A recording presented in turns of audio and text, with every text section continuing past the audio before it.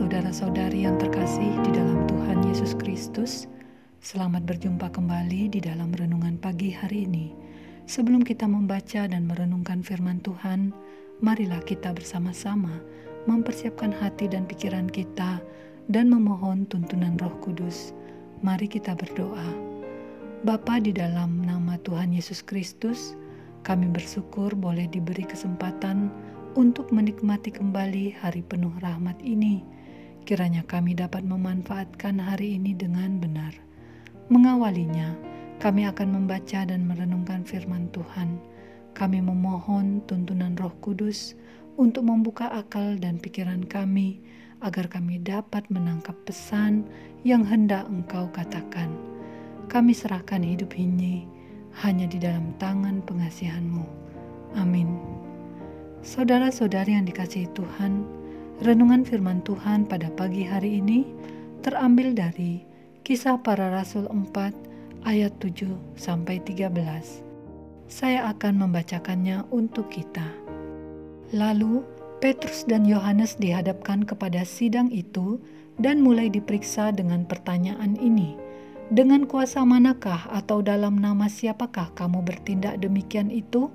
Maka jawab Petrus, penuh dengan Roh Kudus, "Hai pemimpin-pemimpin umat dan tua-tua, jika kami sekarang harus diperiksa karena suatu kebajikan kepada seorang sakit, dan harus menerangkan dengan kuasa manakah orang itu disembuhkan, maka ketahuilah oleh kamu sekalian dan oleh seluruh umat Israel, bahwa dalam nama Yesus Kristus orang Nazaret yang telah kamu salibkan, tetapi yang telah dibangkitkan Allah dari antara orang mati, bahwa oleh karena Yesus itulah orang ini berdiri dengan sehat sekarang di depan kamu.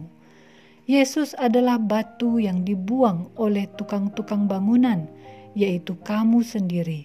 Namun, Ia telah menjadi batu penjuru, dan keselamatan tidak ada di dalam siapapun juga selain di dalam Dia. Sebab di bawah kolong langit ini tidak ada nama lain yang diberikan kepada manusia yang olehnya kita dapat diselamatkan.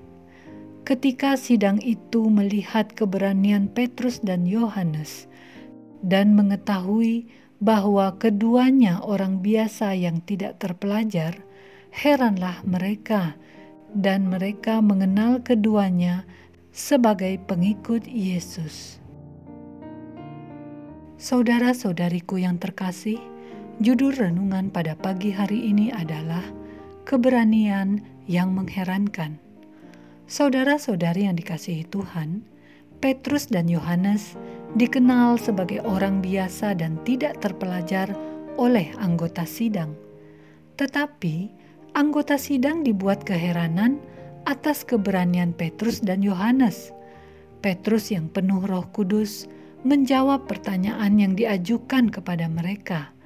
Ya, Petrus dan Yohanes telah ditahan akibat pengajaran mereka tentang Yesus yang disalib. Mereka diperiksa dalam sidang pemimpin Yahudi, tetapi akhirnya dibebaskan juga. Saudara-saudari yang dikasihi Tuhan, Petrus dan Yohanes tidak berhenti untuk memberitakan Injil. Mereka berani menyatakan iman mereka di hadapan orang banyak, bersaksi tentang Kristus di hadapan banyak orang. Keberanian itu timbul karena secara pribadi mereka telah terlebih dahulu berjumpa dengan Kristus. Mereka bersaksi untuk apa yang dilihat dan didengarnya tentang Kristus kepada banyak orang, yang akhirnya membuat banyak orang menjadi percaya. Orang yang sungguh-sungguh sudah percaya kepada Kristus pastilah mampu bersaksi kembali tentang Kristus kepada orang lain. Saudara-saudari yang dikasihi Tuhan, bagaimana dengan kita? Apakah kita siap untuk bersaksi? Apakah kita berani memperkenalkan Yesus di tengah-tengah kehidupan orang yang belum percaya? Baiklah kita mempersiapkan diri. kita harus terlebih dahulu memiliki pribadi yang benar-benar percaya akan Kristus, sehingga ada keberanian kita menjadi saksi bagi Dia. Karena Allah sendirilah yang akan memakai kita dengan heran dan secara luar biasa. Siapapun kita, bila dengan sepenuh hati membuka diri untuk lebih dalam mengenal Kristus, maka Ia akan memakai saudara dan saya untuk memberitakan Kristus Yesus yang disalib itu. Bersiaplah. Demikianlah renungan pada pagi hari ini. Tuhan memberkati. Kita akan menutup renungan dalam doa, tetapi jika saudara ingin didoakan secara khusus, hubungi email kami. Kerinduan kami agar channel ini menjadi berkat bagi banyak orang. Mari kita berdoa. Ya Tuhan, kami berterima kasih untuk firman-Mu. Kami diingatkan untuk mau dan mampu memberitakan Injil keselamatan-Mu, sehingga lebih banyak lagi orang yang percaya kepadamu. Pakailah kami sebagai alat-Mu.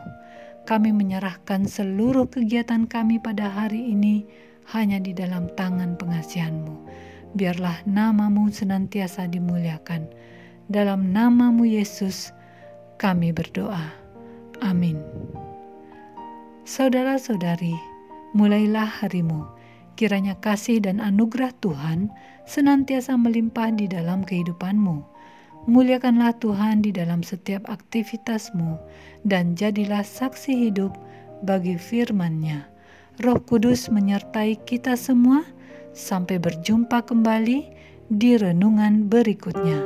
Tuhan Yesus memberkati.